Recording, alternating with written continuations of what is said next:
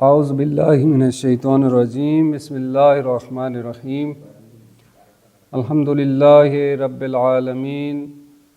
وصلی اللہ علی محمد وآلہ الطیبین الطاہرین المعصومین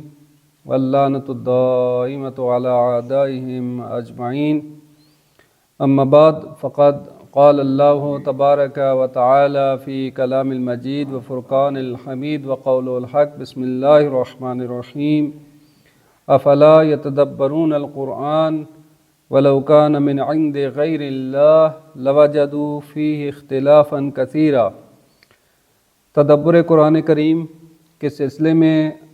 ہم سورہ حجرات میں انشاءاللہ آج تدبر کا آغاز کریں گے۔ تدبر قرآن نہایت ضروری امر ہے اور اس کے بارے میں گزشتہ روز ہم نے اس کی اہمیت اور اس کی ضرورت کو بیان کیا کہ اللہ تعالیٰ نے ہمارے لیے لازمی قرار دیا ہے کہ ہم قرآن میں تدبر کریں،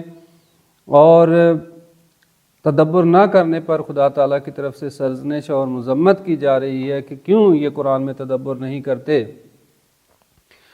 یا یہ فرمایا کہ کیا تم قرآن میں تدبر نہیں کرتے یا تمہارے دلوں پر تالے پڑ گئے ہیں، یا ایک آیت میں کہا کہ قرآن کریم کو اس لیے نازل کیا کتاب انزلنا الیک مبارک لیدبروا آیاتی، کہ اس کے نزول کا مقصد اور ہدف ہی یہی ہے کہ اس کی آیات میں تدبر کیا جائے اور اس کے نتیجے میں نصیحت حاصل کی جائے۔ تو اس سلسلے میں سورہ حجرات میں ہم انشاءاللہ سے تدبر کریں گے۔ سورہ حجرات ایک ایسی صورت ہے کہ جو اجتماعی اور معاشرتی صورت ہے،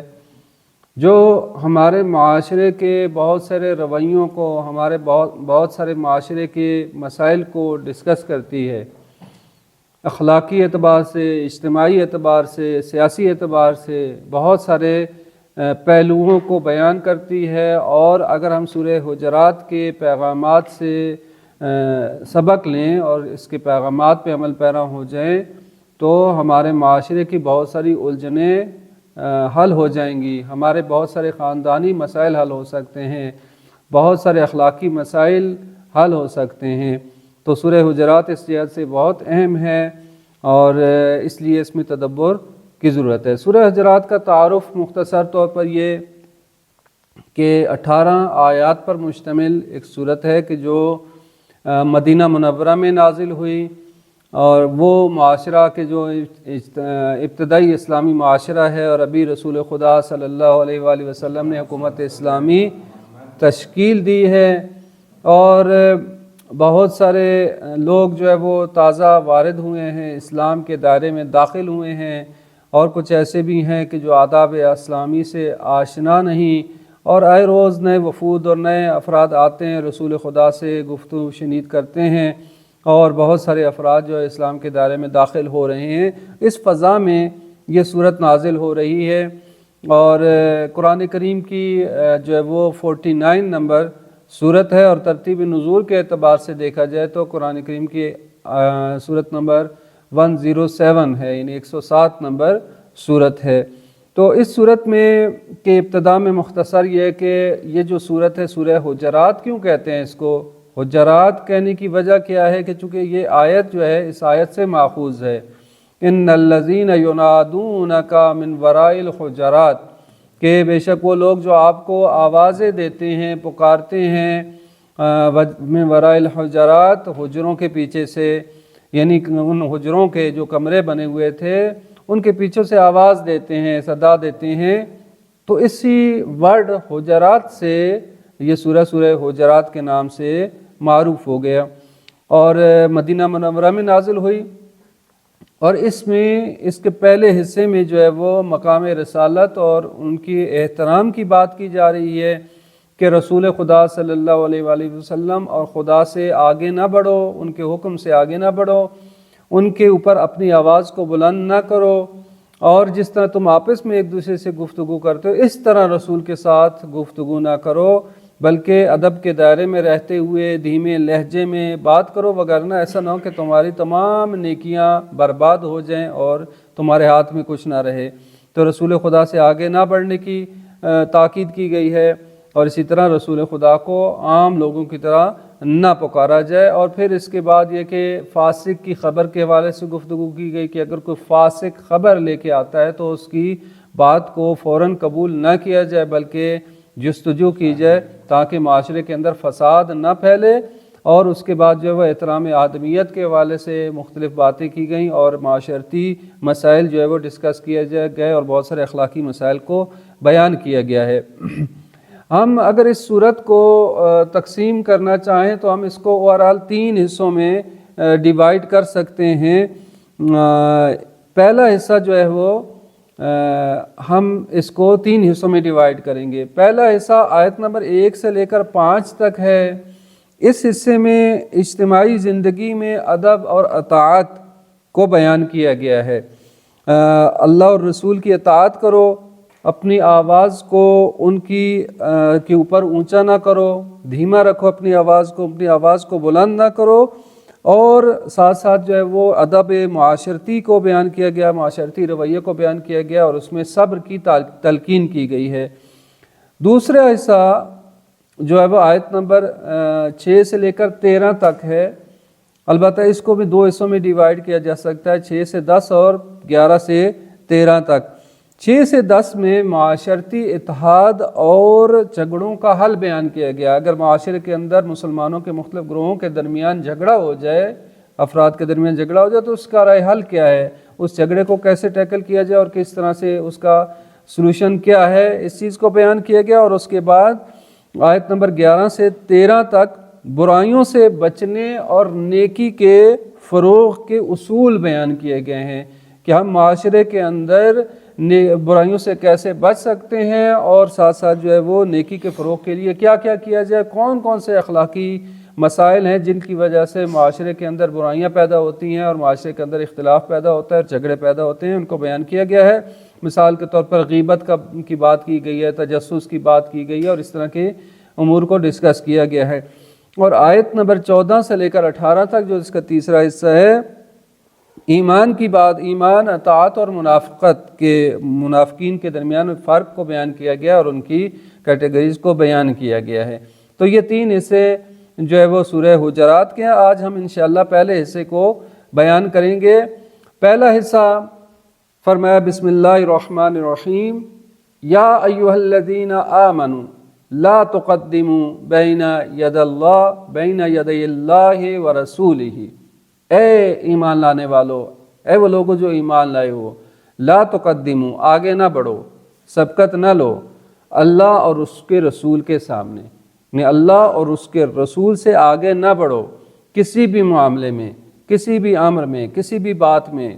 اللہ اور رسول کی بات سے، اللہ اور رسول کے حکم سے آگے نہ بڑھو۔ واتقوا اللہ، اور اللہ کا تقوی اختیار کرو، ان اللہ سمیع علیم، بے شک اللہ سننے والا بھی ہے، جاننے والا بھی ہے، سمیع بھی ہے، علیم بھی ہے۔ پھر فرمایا کہ یا ایھا الذین آمنوا، اے لوگو جو ایمان لائے ہو، لا ترفعوا اصواتکم، اپنی آوازوں کو بلند نہ کرو، فوق صوت النبی، نبی کی آواز سے، نبی کی آواز سے اپنی آوازوں کو بلند نہ کرو، ولا تجہروا لہ بالقول، اور بلند آواز سے، جہر کے ساتھ، شدت کے ساتھ، بلند آواز سے چیختے ہوئے ان سے بات نہ کرو، کجہر بعضکم لبعض، جس طرح تم آپس میں ایک دوسرے کو بلند آواز سے پکارتے ہو، اس طرح نبی کے ساتھ اس انداز سے بات نہ کرو اور اس طرح سے بلند آواز سے ان سے بات نہ کرو۔ ان تحبط اعمالکم، ایسا نہ ہو کہ تمہارے اعمال، ان تحبط اعمالکم، ایسا نہ ہو کہ تمہارے اعمال حبط ہو جائیں، نابود ہو جائیں، اور وانتم لا تشعرون، در حالی کہ تمہیں شعور ہی نہ ہو، تمہیں پتہ ہی نہ چلے اور تمہارے اعمال نابود ہو جائیں، تباہ ہو جائیں۔ اور پھر فرمایا کہ ان الذین یغضون اصواتہم، بے شک وہ لوگ جو اپنی آوازوں کو دھیما رکھتے ہیں، نیچا رکھتے ہیں، آہستہ رکھتے ہیں، عند رسول اللہ، اللہ کے رسول کے پاس، اللہ کے رسول کے محضر میں اپنی آوازوں کو دھیما رکھتے ہیں، اولئک الذین امتحن اللہ قلوبہم، یہی وہ لوگ ہیں جن کے دلوں کا اللہ نے امتحان لیا ہے، کس کے لیے؟ تقوی کے لیے، تقوی کے لیے امتحان لیا ہے، لہم مغفرۃ، ان کے لیے بخشش بھی ہے، اور واجر عظیم، اور بہت بڑا اجر ہے۔ پھر فرمایا ان الذین ینادونک من وراء الحجرات، فرمایا وہ لوگ، بے شک وہ لوگ جو آپ کو پکارتے ہیں، آواز دیتے ہیں حجرات کے حجروں کے پیچھے سے، اکثرہم لا یعقلون، ان میں سے اکثر عقل نہیں رکھتے، یہ عقل سے پیادہ ہیں، یہ بے عقل ہیں۔ اور وَلَوْ أَنَّهُمْ صَبَرُوا، اور اگر یہ کہ وہ سب صبر کرتے، حَتَّى تَخْرُجَ إِلَيْهِمْ، یہاں تک کہ آپ ان کے پاس آ جاتے، نکل آتے ان کی طرف، یعنی خود سے آ جاتے، لَكَانَ خَيْرًا لَهُمْ، یہ ان کے لیے بہتر تھا، وَاللَّهُ غَفُورٌ رَحِيمٌ، اور اللہ بہت بخشنے والا، نہایت رحم کرنے والا ہے۔ یہ پہلا حصہ ہے۔ اس پہلے حصے کو مزید ہم تھوڑا کھولتے ہیں کہ یعنی کیا فضا، کس ماحول میں بات کی جا رہی ہے۔ یہاں جو یہ آیات، یہ 5 آیات بیان کرتی ہیں، ان آیات کے لب و لہجے سے یہ پتہ چلتا ہے کہ رسول خدا کی عظمت اور اہمیت کا خیال نہیں رکھا گیا، یعنی خود ان آیات کے لب و لہجے سے، ان آیات کے انداز سے ہم اس کی فضا کو دیکھتے ہیں۔ فضا یعنی وہ کیا سچویشن ہے، وہ کیا حالات ہیں جس حالات میں یہ آیات نازل ہو رہی ہیں۔ وہ یہ کہ اسلامی معاشرہ جو ہے وہ تذکر اور یادآوری کا محتاج ہے۔ پیغمبر اکرم کے ساتھ بعض مسلمانوں کا رابطہ جو ہے وہ آفت سے شکار ہو چکا ہے۔ وہ اس طرح سے پیغمبر کا ادب اور اس طرح سے لحاظ نہیں رکھتے جس طرح کہ ایک رہبر کا، ایک ولی کا لحاظ رکھنا چاہیے،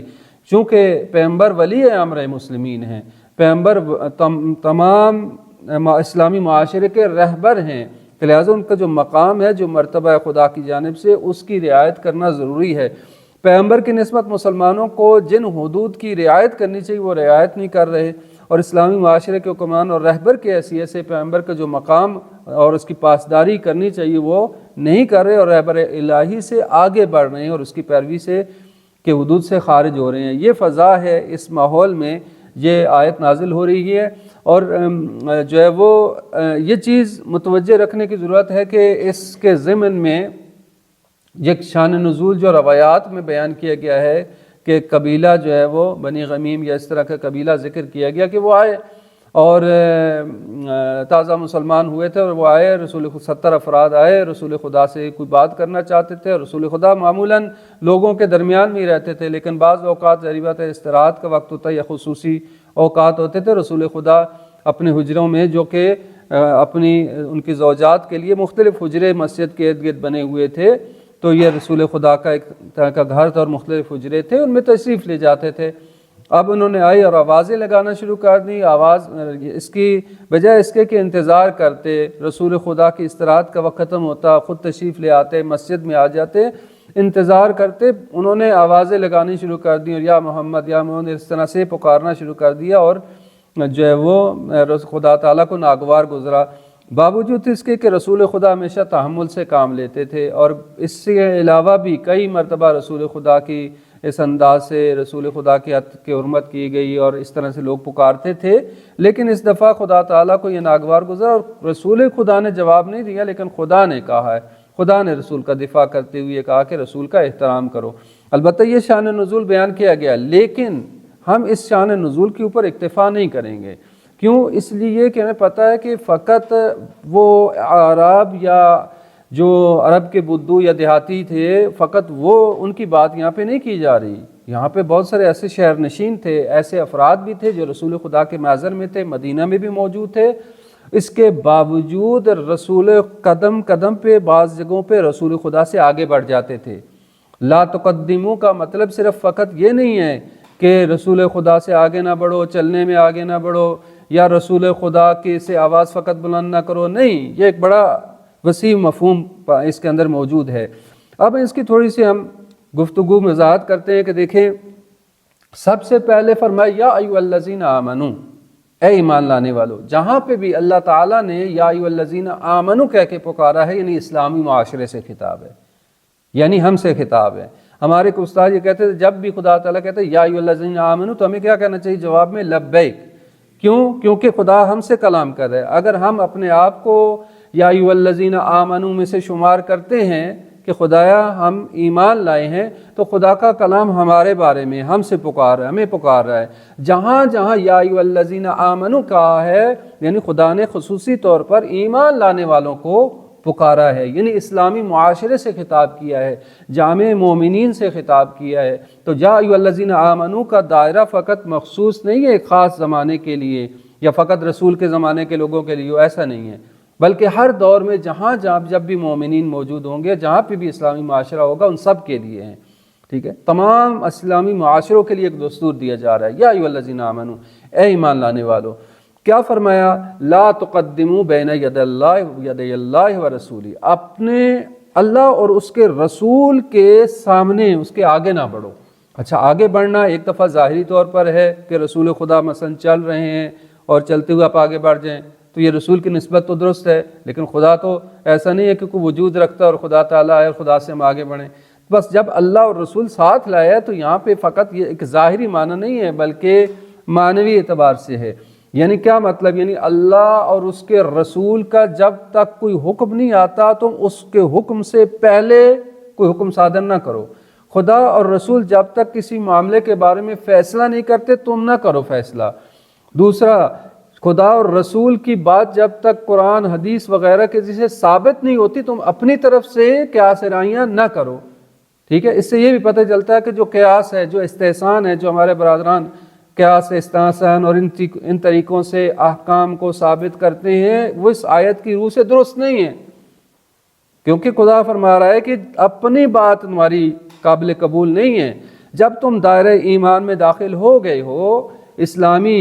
دائرہ ایمان میں اسلامی معاشرے کا حصہ بن گئے ہو، خدا اور رسول کو تم نے قبول کیا ہے، تو اب تمہارا حکم نہیں چلے گا، خدا اور رسول کا حکم چلے گا،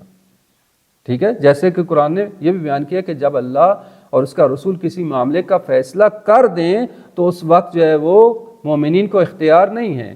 کہ وہ اپنے معاملے میں ان کو کوئی اختیار حاصل ہو، بلکہ وہ دل و جان سے خدا اور رسول کے حکم کو انہیں تسلیم کرنا پڑے گا۔ وہاں پہ ٹھیک ہے تسلیم کی بات کی گئی، وسلموا تسلیما، ان کے سامنے تسلیم ہونا پڑے گا، آپ اطاعت کے مرحلے میں ہو۔ یعنی حق حاصل نہیں ہے کہ ہم خدا اور رسول کو ماننے کے بعد اپنی مرضی کریں، دین کے معاملے میں، ٹھیک ہے، شریعت کے معاملے میں اپنی مرضی کریں، نہیں، اپنی مرضی کا حق حاصل نہیں ہے۔ لا تقدموا، کسی بھی معاملے میں خدا اور رسول کے حکم کو فوقیت دینی پڑے گی اور ان سے آگے نہیں بڑھنا پڑے گا۔ اگر آگے بڑھ گئے تو ہم دائرہ ایمان سے خارج ہو جائیں گے۔ یا ایھا الذین آمنوا کہہ کے یہ خطاب کر دیا کہ اگر تم دائرہ ایمان میں اپنے آپ کو سمجھتے ہو تو تمہیں حق حاصل نہیں ہے کہ خدا اور رسول کے حکم کے آگے بڑھو، یعنی خدا اور رسول کے حکم کو جانے بغیر اپنی مرضی کر لو، کسی معاملے میں بھی اپنی مرضی کرو، یہ درست نہیں ہے، بلکہ خدا اور رسول کے حکم کو مقدم کرنا پڑے گا اور تقوی الہی اختیار کرو۔ اس میں تقوی کی بات کی جا رہی ہے، اور خدا سمیع بھی ہے اور علیم بھی ہے، سننے والا بھی ہے اور جاننے والا بھی ہے۔ یعنی خدا تعالیٰ ایسا نہیں کہ تم سرگوشی سے کوئی بات کرو، ایسا نہیں کہ کوئی جو ہے وہ آپس میں گفتگو کرو اور خدا تعالیٰ نہ سنے، نا، خدا ایک باریک سے باریک بات بالکل آہستہ سے آہستہ تمہاری سرگوشیوں کو بھی سن لیتا ہے، وہ سمیع ہے اور علیم بھی ہے۔ اگر بات نہ بھی کرو، خاموش بھی رہو، تب بھی تمہارے دلوں میں جو کچھ چل رہا ہے اس کو وہ جانتا ہے، علیم بھی ہے، سمیع بھی ہے، علیم بھی ہے۔ جو کچھ تم بات کہتے ہو وہ سنتا بھی ہے، اور جو تم نہ بھی کہو تمہارے ارادوں میں، تمہارے دلوں میں جو چل رہا ہے اس کو بھی وہ جانتا ہے۔ پھر فرمایا لا ترفعوا اصواتکم فوق صوت النبی، کہ اپنی آوازوں کو نبی کی آواز سے بلند نہ کرو، اونچا نہ کرو۔ ادب کی رعایت بتائی جا رہی ہے، اسلامی معاشرے کے اندر ایک اصول ہے ادب، ٹھیک ہے، کہ ادب کے بغیر جو ہے وہ انسان کچھ سیکھتا نہیں ہے، اور یہ آداب جو ہے وہ ایک رہبر کی حیثیت سے، پیغمبر جو کہ رہبر ہیں، اسلامی معاشرے کے قائد ہیں، اب جو بھی اسلامی معاشرے کا قائد ہو، رہبر ہو، اس رہبر کی نسبت سے آداب ہیں، یا اسی طرح سے اپنے سے بڑوں کی نسبت آداب ہیں، اسلام نے آداب سکھائے ہیں۔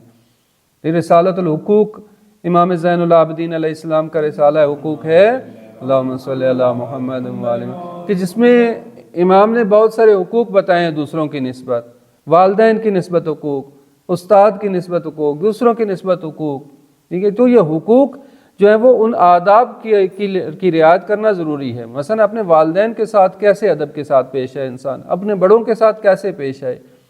چھوٹوں کے ساتھ کیسے یعنی ہر جہت سے جو ہے وہ آداب اسلامی موجود ہے، آداب اسلامی کی رعایت کرنا ضروری ہے۔ لا ترفعوا اصواتکم، اپنی آوازوں کو بلند نہ کرو جس طرح سے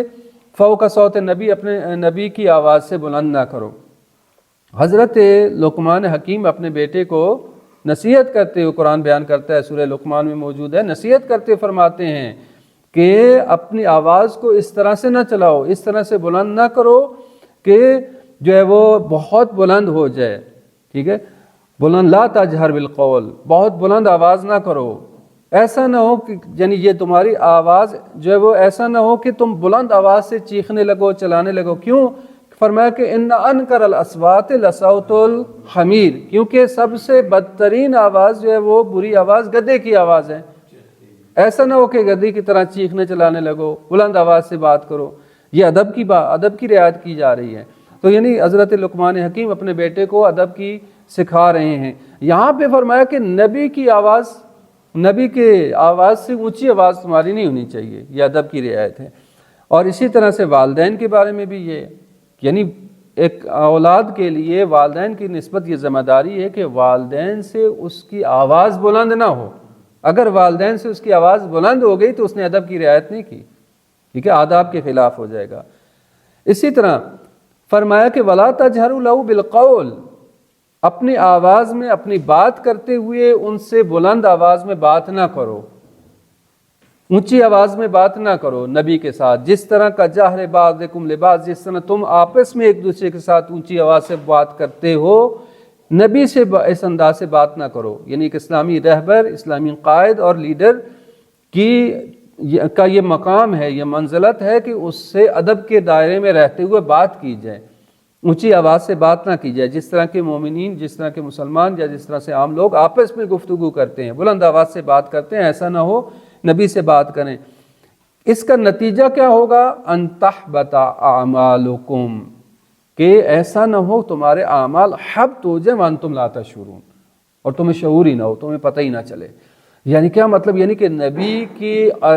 رعایت نہ کرنا، ادب کی رعایت نہ کرنا، نبی یا رہبر اسلامی جو خدا تعالیٰ کی طرف سے رہبر ہے، چاہے نبی ہو چاہے امام ہو، ان کے حضور میں، ان کے محضر میں ادب کی رعایت نہ کرنا انسان کے اعمال کو حبط کر دیتا ہے، نابود کر دیتا ہے۔ اب یہ بات واضح ہے اور تاریخوں میں موجود ہے قضیہ کہ جب رسول خدا نے قلم دوات مانگی، رسول خدا کے سامنے بہت زیادہ افراد چیخے چلائے، باتیں کی، شور کیا، رسول خدا نے فرمایا کہ میری محفل سے نکل جاؤ، ٹھیک ہے، یہ ادب کے خلاف تھا۔ اور یہ آیت یہ کہہ رہی ہے کہ اگر رسول کی ادب کی رعایت نہ کی اور بلند آواز سے بات کی تو تمہارے اعمال حبط ہو جائیں گے، نابود ہو جائیں گے، تمہیں پتہ ہی نہیں چلے گا، تمہارے اعمال نابود ہو جائیں گے، حبط اعمال کا باعث بنے گا رسول کے ادب کی رعایت نہ کرنا۔ حتیٰ جو ہے وہ جب مولا امام حسن علیہ السلام کا جنازہ لے کے گئے اور رسول خدا کے محضر میں، رسول خدا کے کنار میں دفن کرنا چاہتے تھے امام حسین علیہ السلام، اور اس وقت جو ہے وہ کچھ افراد آئے اور انہوں نے روکا، اور حتیٰ تیر بھی چلائے گئے اور شور شرابہ ہوا رسول خدا کی قبر مبارک کے پاس۔ تو اس وقت مولا حسین علیہ السلام نے اس آیت کی تلاوت فرمائی اور فرمایا کہ لا تجہروا بالقول کجہر بعضکم لبعض، اس طرح سے رسول خدا کے سامنے اپنی آوازوں کو بلند نہ کرو۔ اس کا مطلب ہے یہ حکم فقط اس وقت کے لیے مخصوص نہیں ہے کہ جب رسول خدا کے سامنے تھے، بلکہ رسول خدا اگر دنیا میں نہیں ہے تب بھی رسول خدا کا احترام باقی ہے، اور رسول خدا کی جو ہے وہ کی بات سے اپنی بات کو بلند نہیں کر سکتے آپ۔ رسول خدا کی قبر مبارک کے پاس جا کر اگر کوئی شور شرابہ کرے تو اس کو بھی شامل ہے، حتیٰ اولاد رسول جو ائمہ معصومین علیہ السلام ہیں ان کو بھی شامل ہے، چونکہ رہبر امت اسلامی، اسلامی امت کے رہبر کی حیثیت سے، چونکہ یہاں پہ نبی کی بات کی جا رہی ہے اور نبی بعنوان رہبر اسلامی، ایک منصب کے عنوان سے بات کی جا رہی ہے کہ نبی سے اپنی آواز بلند نہ کرو، ایک منصب کی بات کی جا رہی ہے، یعنی منصب نبوت جو کہ خدا تعالیٰ کی طرف سے ہے۔ پس جو الہی رہبر ہے، چاہے نبی ہو چاہے امام، الہی رہبر سے اپنی آواز کو بلند نہ کرو، ادب کا تقاضا یہ ہے۔ اگر بلند کرو گے تو کیا ہوگا؟ تمہارے اعمال حبط ہو جائیں گے اور تمہیں شعور ہی نہیں ہوگا کہ جو کچھ نیک عمل کیا وہ اللہ تعالیٰ حبط کر دے گا اور نابود۔ حبط اعمال کا معاملہ قرآن کریم میں بھی بیان ہوا اور بہت ساری جگہوں پہ بیان ہوا ہے، اور یہ حبط عمل بہت اہم اور سنجیدہ معاملہ ہے کہ بعض دفعہ انسان ادب کی رعایت نہیں کرتا، مثلا والدین کے حوالے سے، کہ اگر والدین کے ادب کی رعایت نہ کی جائے اور انسان اگر عاق ہو جاتا ہے والدین کی نسبت تو اس کے اعمال حبط ہو جاتے ہیں، نابود ہو جاتے ہیں، جتنی نمازیں پڑھی، روزے رکھے، اعمال کیے، حبط ہو جاتے ہیں۔ حبط اعمال یعنی اعمال راق ہو جاتے ہیں، اس کا اثر ضائع ہو جاتا ہے، یعنی ہم جو بھی عمل کرتے ہیں بالآخر اس کا اثر ہے نا، ٹھیک ہے، وہ ریفلیکٹ کرتے ہیں، آخرت میں اس کا نتیجہ نکلنا ہے۔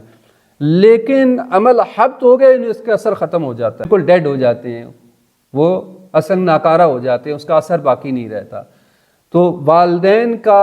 احترام نہ کرنے سے بعض دفعہ انسان خود بخود عاق ہو جاتا ہے، یعنی عاق کرنے کی ضرورت نہیں والدین کو کہ والدین عاق کریں، کہیں کہ میں نے عاق کیا تمہیں یا ناراض ہو جائیں، نہیں، روایات کے مطابق بعض دفعہ خود بخود آٹومیٹکلی انسان عاق ہو جاتا ہے جب والدین کی ادب کی رعایت نہ کرے، اگر کوئی غصہ ہوتا ہے، والدین سے کے اوپر چیختا ہے، چلاتا ہے، ان سے بلند آواز میں بات کرتا ہے، تو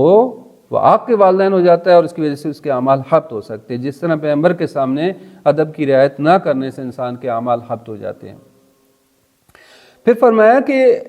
اب ادب کی رعایت کرو، ادب کی رعایت کرنے کی صورت میں کیا ہوگا، نہ کرو گے تو تمہارے اعمال حبط ہو جائیں گے۔ فرمایا ان الذین یغضون اصواتهم عند رسول اللہ، بے شک وہ لوگ جو اپنی آوازوں کو دھیما رکھتے ہیں، نیچا رکھتے ہیں، ٹھیک ہے، ایک دفعہ غض بصر ہے، یعنی آنکھوں کو فرمایا کہ مومنین کے بارے میں کہا کہ اے مومنوں، ایمان لانے والو، ٹھیک ہے، یغضوا ابصارہم، اپنی آنکھوں کو نیچا رکھو، ٹھیک ہے، نامحرم کی طرف نگاہ نہ کرو، جب باہر نکلو بازار میں جاؤ اپنی نگاہوں کو دھیما رکھو، اسی طرح خواتین کے لیے بھی نیچا رکھو، اپنی نگاہوں کو نیچا رکھو، ٹھیک ہے، جس طرح غض بصر ہے یعنی اپنی نگاہوں کو نیچے رکھنا، اسی طرح غض صوت یعنی آواز کو دھیما رکھنا، یغضون اصواتہم، اپنی آوازوں کو دھیما رکھتے ہیں، یہ ادب کی رعایت ہے عند رسول اللہ، رسول کے پاس جب رسول کے محضر میں ہوتے ہیں تو اپنی آوازوں کو دھیما رکھتے ہیں۔ اولئک الذین امتحن اللہ قلوبہم، یہ وہ لوگ ہیں جن کے دلوں کا اللہ نے امتحان لیا ہے تقوی کی خاطر، یعنی ان کے دلوں میں تقوی موجود ہے، بس اس کا مطلب ہے تقوی کا گہرا ربط ہے ادب کے ساتھ، جو ادب کی رعایت نہیں کرتا، جس کے اندر آداب اسلامی موجود نہیں، اس میں تقوی بھی نہیں ہوگا۔ تقوی کا گہرا ربط ہے آداب اسلامی کے ساتھ، اور اگر انسان تقوی کی رعایت کرے گا تو خدا تعالیٰ کے لیے مغفرت کی طرف سے مغفرت ہے، لہم مغفرۃ و اجر عظیم، مغفرت بھی ہے دنیا میں بھی مغفرت و اجر عظیم، اور آخرت میں اجر عظیم ہے، یہ آخرت میں اللہ تعالیٰ کی طرف سے عظیم اجر کا وعدہ ہے، دنیا میں مغفرت اور آخرت میں ان کے لیے اجر عظیم ہے۔ تو یہ ان کے لیے دو انعام ہیں، وہ افراد جو تقوی کی رعایت کرتے ہیں اور رسول کے سامنے اپنی آوازوں کو نیچے رکھتے ہیں، دھیما رکھتے ہیں اور ادب کی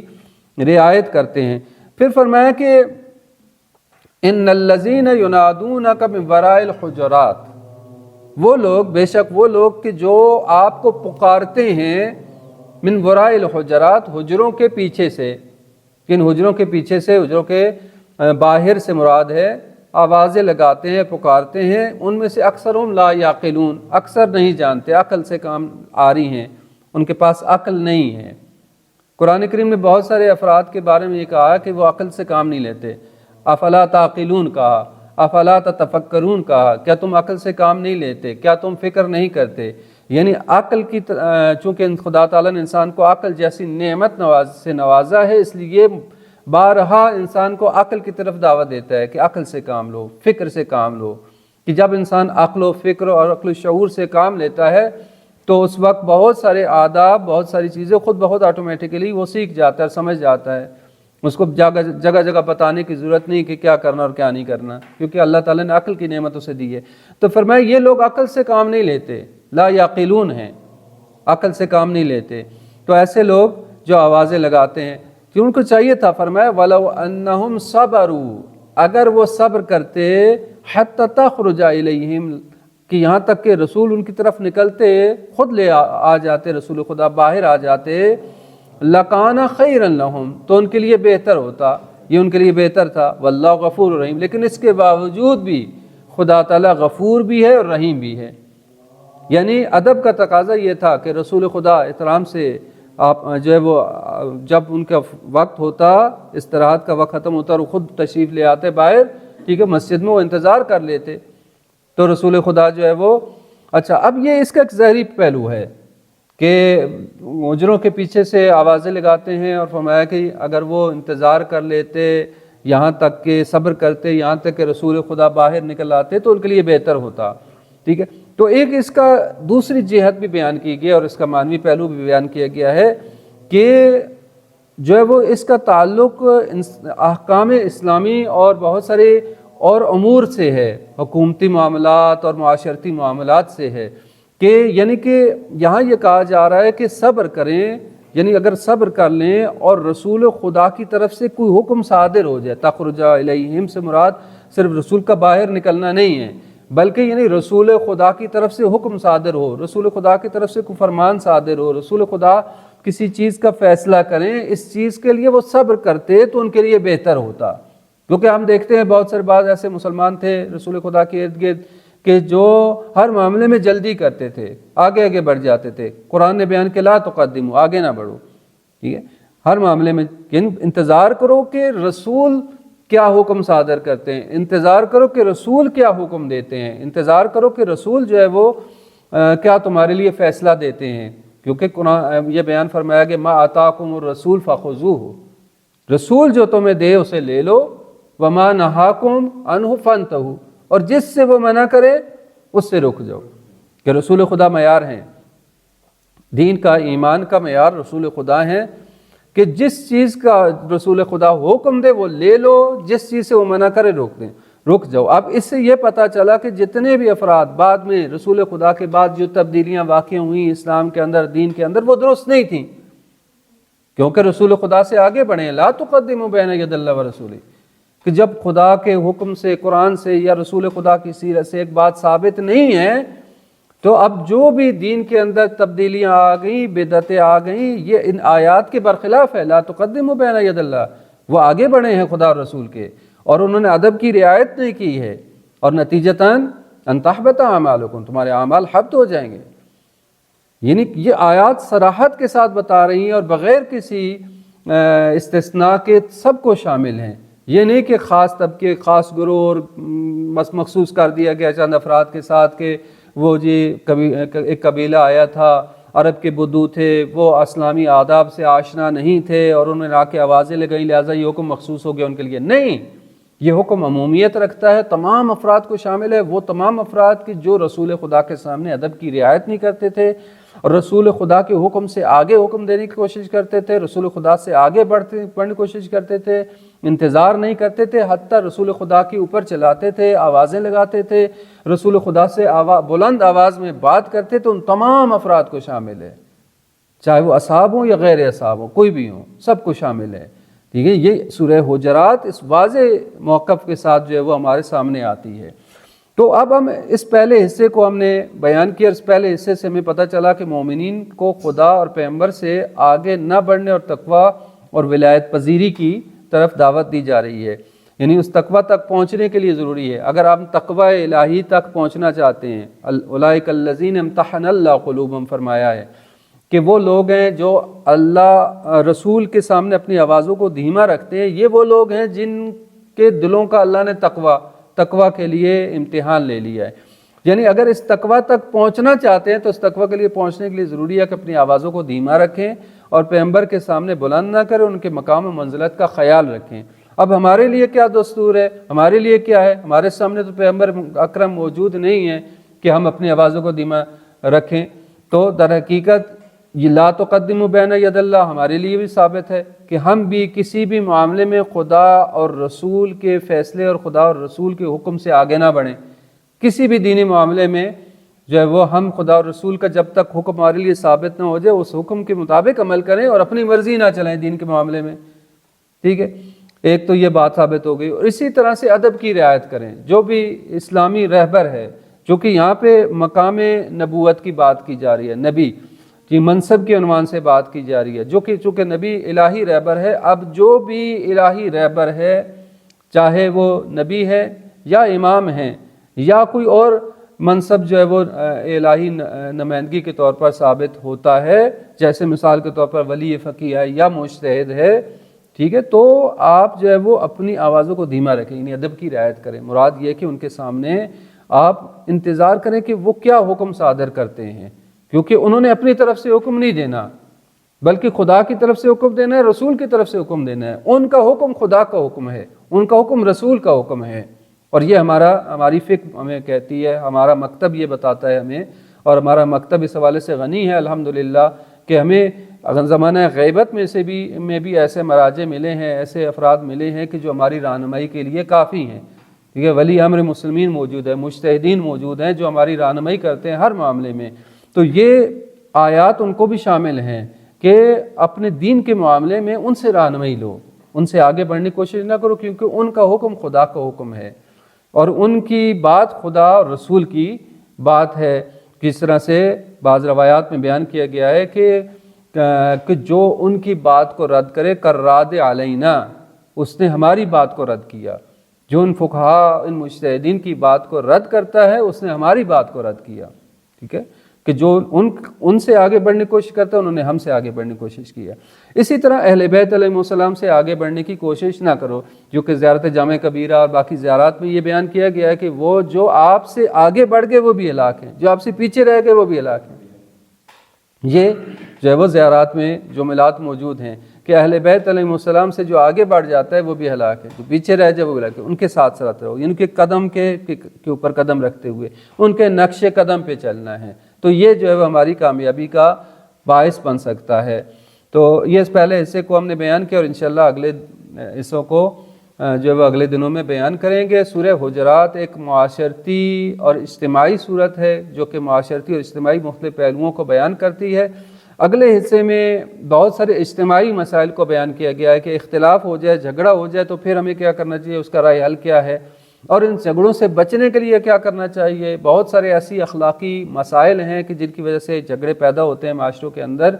اور ان جھگڑوں سے بچنے کے لیے ہمیں رائے حل دیا گیا ہے۔ انشاءاللہ اللہ تعالیٰ سے دعا گو ہیں کہ خدا تعالیٰ ہم سب کو قرآن کریم کو سمجھنے اور اس پر عمل پیرا ہونے کی توفیق عطا فرمائے۔ قرآن کریم اور اہل بیت علیہ السلام کے معارف کو سمجھنے اور ان پر عمل پیرا ہونے کی توفیق عطا فرمائے، اور ہمیں دنیا اور آخرت میں ان کے سائے میں اور ان کے ساتھ قرار دے۔ والسلام علیکم ورحمۃ اللہ وبرکاتہ۔